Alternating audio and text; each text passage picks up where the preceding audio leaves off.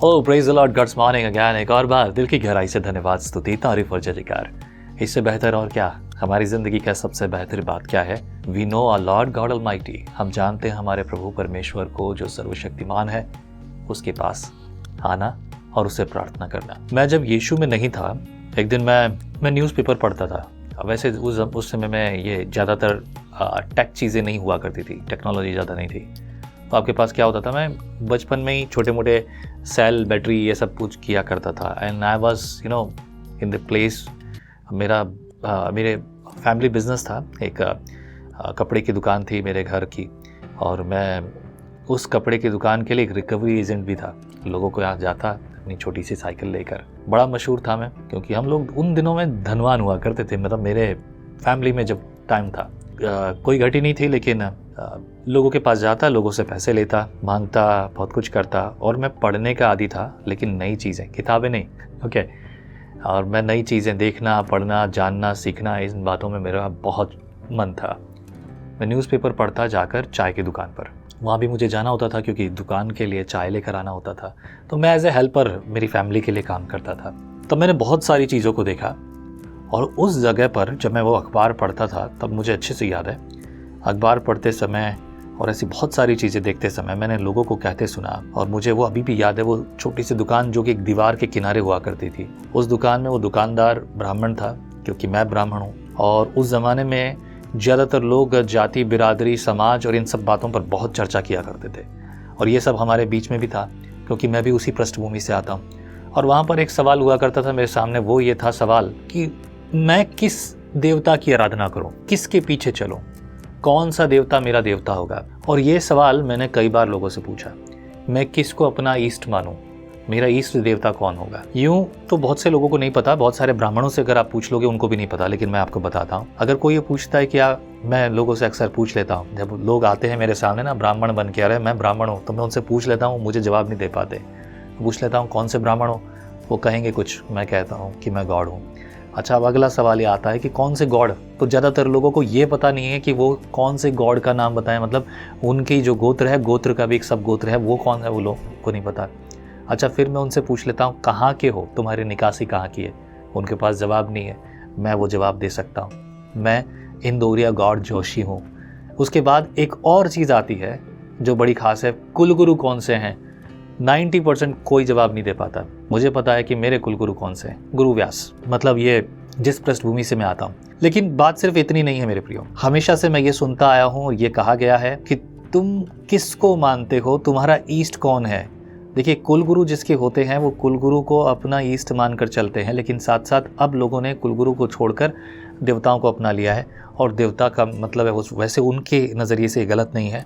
तो अब उनके लिए मैं इस देवता को विश्वास करूंगा, इसको करूंगा, इसको करूंगा, इसको करूंगा, और इसी की आराधना करूंगा, उसी के पास चलूंगा, और उसी को अपनी सारी चिंताएं बोलूंगा, और उसी की सेवा करूंगा। इस तरह की बातें, मेरे ख्याल से आप समझ रहे होंगे मेरी बात। मैं वो सब किया करता, और मैं ये खोज में था कि मेरा देवता कौन होगा। फिर सिलेक्शन आता, इसको देवता बोलूंगा क्योंकि इसके अंदर ये गुण है, इसको बोलूंगा क्योंकि इसमें ये गुण है, इसमें ये वाला गुण नहीं है, ये इसमें गुण है, वो उसमें गुण है, इसमें ये गुण है, इसमें ये ताकत है, उसमें वो शक्ति है, इसमें ये शक्ति है।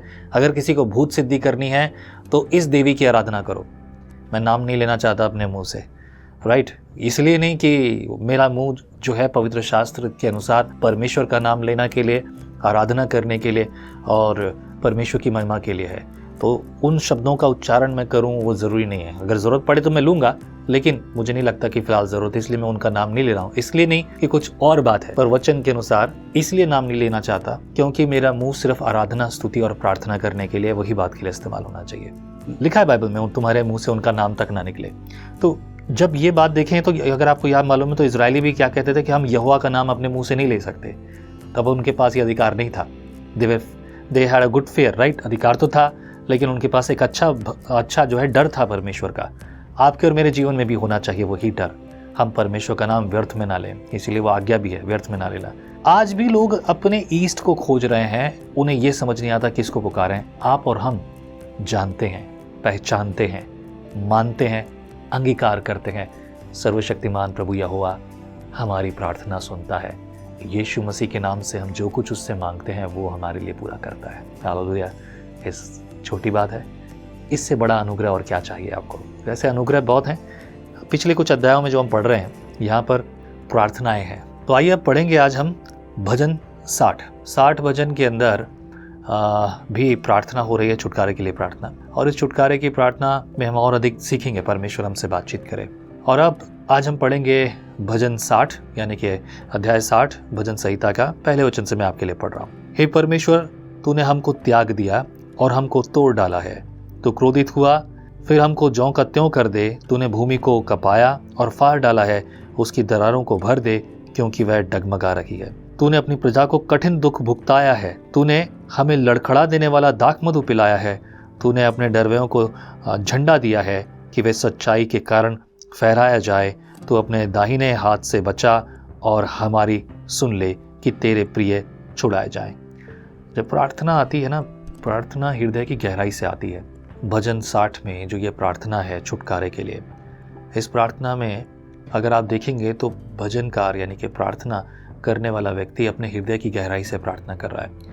शब्द जब हृदय से निकलते हैं ना, उसके पीछे एक बड़ा अनुभव होता है, एहसास होता है। आपने लोगों को अलग अलग परिस्थितियों में देखा होगा और आप खुद को थोड़ा सा नाप के देखिए, जब आपकी परिस्थितियां विकट होती हैं तब आप किस तरह की परिस्थिति में होते हैं। Recently I was on live programme. एक भाई ने, मैं नाम अगर भूल रहा हूँ तो माफ़ कीजिए, शायद विनोद कुमार नाम है, ये सऊदी अरब में कहीं है। And he mention like that, please pray for me because मुझ पर झूठा इल्ज़ाम लगाया गया। अब इल्ज़ाम जो है, इस समय आदमी के अंदर एक तड़प होती है कि मेरा क्या होगा। मुझ पर इल्ज़ाम लगाया गया है, झूठा केस लगाया गया है और वो उसमें तड़प रहा है अपनी आप बेगुनाही साबित करने के लिए, ताकि मुझे आराम मिले और मेरी इज्जत जो है वापस लौट कर आए। कई बार ये घाव इतना गहरा होता है कि लोग इसे बर्दाश्त नहीं कर पाते, लोग आत्महत्या कर लेते हैं, खासतौर से वो लोग जो खुदा को नहीं जानते। ऐसे भी लोग हैं जो खुदा को जानते हुए भी ऐसी हरकत करते हैं। लेकिन जिन्होंने खुदा को जाना है, जिन्होंने खुदा को पहचाना है, जिन्होंने अपने जीवन में यीशु को पाया है, वे लोग दिल की गहराई से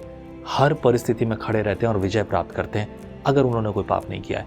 मतलब सीधे शब्दों में, जो परमेश्वर यहोवा को जानता है, यीशु के पीछे चलता है, वो ये पाप नहीं करेगा, क्योंकि वचन में लिखा है यदि तुम आत्मा के अनुसार चलो तो आत्मा की ही इच्छा को पूरा करोगे और तुम शरीर की अभिलाषा पूरी नहीं करोगे। आइए आगे पढ़ते हैं। वर्स 6 में लिखा है, परमेश्वर पवित्रता के साथ बोला है, मैं प्रफुल्लित होऊंगा, मैं शकेम को बांट दूंगा और सुक्कोत की तराई को नपवाऊंगा।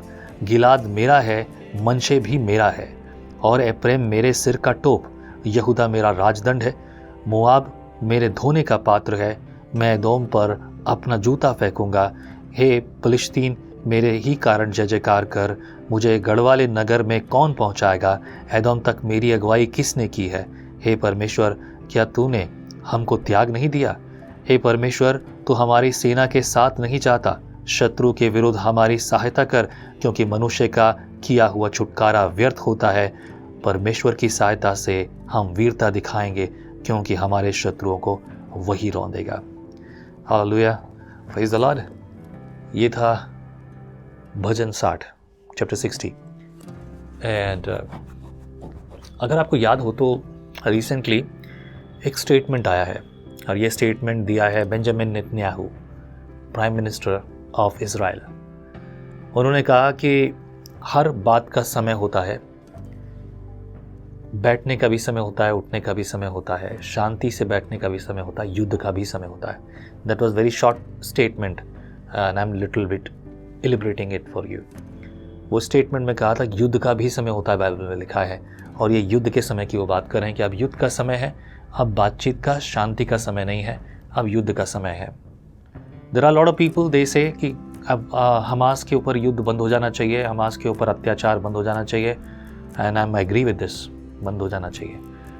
पर साथ साथ ये बोलना चाहिए हमास को, इजरायली बंधकों को छोड़ देना चाहिए और अपने आप को सरेंडर कर देना चाहिए। जब तुम सब तबाह हो रहे हो एक इतनी बड़ी शक्ति के खिलाफ, जो तुम्हारे लिए तो बहुत बड़ी शक्ति है, उसके खिलाफ जब तुमने हाथ उठाया, और तो और वो यहोवा की शक्ति है जिसे तुम शायद नहीं समझते, हमेशा तुमने इनकार किया हो, लेकिन यहोवा कभी इनकार नहीं करता। वो शक्ति यहोवा की है, वो सेना यहोवा की है जिसे यहोवा चलाता है। भले ही इजराइल आज भी परमेश्वर के सामने वैसा नहीं है जैसा परमेश्वर चाहता है, सदियों से इजराइल वही करता आया है। आज भी इजराइल भले ही बाइबल की बात करता हो, वैसे इजराइल बाइबल नहीं पढ़ता, मतलब यहूदी लोग बाइबल नहीं पढ़ते, पुराना नियम पढ़ते हैं, बट दे से राइट, दोनों ही तरह की बातें वो कहते हैं। एंड बाइबल शब्द का इस्तेमाल जो बेंजामिन नेतन्याहू ने किया, उसके पीछे भी एक राजनीति है। फिलहाल मैं उस बारे में बात नहीं करूँगा, क्या है वो राजनीति, वो ज़रूरी नहीं है। ज़रूरी ये है कि जब उन्होंने ये स्टेटमेंट दिया तो स्टेटमेंट के पीछे क्या अंडरस्टैंडिंग हो सकती है, which I am giving you right now. मेरे प्रियो, हमें मालूम है कि परिस्थिति क्या है, और जो आप पढ़ रहे हो, जो आपने अभी पढ़ा, ये चैप्टर 60 यानी भजन 60 में, इसमें खासतौर से 6 वचन से लेकर 12 वचन तक ये युद्ध के और परमेश्वर के सहायता की बात हो रही है। एक युद्ध आपके साथ भी चल रहा है, बल्कि 2, अगर आप ध्यान देंगे तो 3, 4, 5 अलग अलग तरह के युद्ध आपके साथ चल रहे हैं, और आप इस युद्ध के नायक हैं। निर्भर करता है कि आप अपने आप को इस युद्ध के लिए कैसे तैयार करते हैं और किस रीति से खड़े होते हैं। जैसे आप खड़े होंगे, जैसे विश्वास में खड़े होंगे, आप ये युद्ध जीतेंगे भी और आप इस युद्ध के नायक बन जाएंगे। दाऊद बन गया था क्योंकि दाऊद यहोवा के नाम से आया था। पर आपका जो युद्ध है, इस युद्ध में आप किसके नाम से खड़े हैं? खुद के नाम से या यहोवा के नाम से? याद रखिए, इससे पहले कि आप अंगीकार करते हो कि मैं यहोवा के नाम से खड़ा हूँ, जांच लीजिए थोड़ा अपने आप को। भारी बात हो सकती है। वैसे मुझे आप पसंद नहीं है, लाइक करो, सब्सक्राइब करो, कमेंट करो, मुझे ये बातें पसंद नहीं है, और मैं ये कभी नहीं कहता कि लाइक कीजिए, सब्सक्राइब कीजिए। पर हाँ, मैं आपके कमेंट्स पढ़ता जरूर हूँ, भले ही जवाब ना दे पाऊँ। आपकी प्रेयर रिक्वेस्ट अगर मेंशन की है, आई प्रे फॉर दैट, लेकिन आपका युद्ध आप कैसे लड़ेंगे, मैं ये जरूर जानना चाहता हूँ। कमेंट में नीचे लिखेंगे, आई डेफिनेटली रीड दैट, पढ़ूंगा जरूर। प्रभु आपको आत्मिक बल से भर दे, ताकि युद्ध आगे अगर मैं बोलूंगा तो आप मेरे शब्दों का मतलब समझ जाएंगे। मैं आपसे सुनना चाहता हूँ। आमीन। प्रभु आपको आशीष करे। आइए प्रार्थना करते हैं। मेरे सेनापति, मेरे सेना नायक, मैं जो तेरी सेवा का और तेरी सेना का प्रभु एक छोटा सा भाग हूँ। तूने मुझे अपार सामर्थ्य दी है। मेरे भाई को, मेरी बहन को जो मेरे साथ संगति करते हैं, उसको भी। ये प्रभु ऐसा योद्धा है जो अपने लिए, अपने परिवार के लिए, अपने बच्चों के लिए, अपने लोगों के लिए, अपने परिवारजनों के लिए प्रार्थना करने वाला, उनकी चिंता करने वाला और उनके लिए खड़ा होने वाला। प्रभु तू अपने हाथ को बढ़ाकर इन्हें फलवंत कर, चला तेरी मर्जी में, और इस युद्ध में जो इनका है, आत्मिक है, सामाजिक है, आर्थिक है, उसमें तू विजय दे। मसीह यीशु के नाम से दुआ में मांगता हूँ, आमीन। आमीन। Be blessed. आपके शरीर की जो कमजोरियां हैं, उसको आप कैसे लड़ोगे, आपके द्वारा या यहोवा के द्वारा? बोलने से पहले, जवाब देने से पहले खुद सोचिए, आप कैसे लड़ रहे हैं। जय मसीह की। परमेश्वर का वचन जीवन देने वाली रोटी है। आओ हम इस जीवन देने वाली रोटी का और मजा लें विजनरी टीवी पर। हम हमेशा सोचते हैं कि शायद मैं भी बाइबल कॉलेज जाकर बाइबल को अच्छे से सीखता, और अब आपके लिए है visionary TV, deep Hindi Bible study के लिए।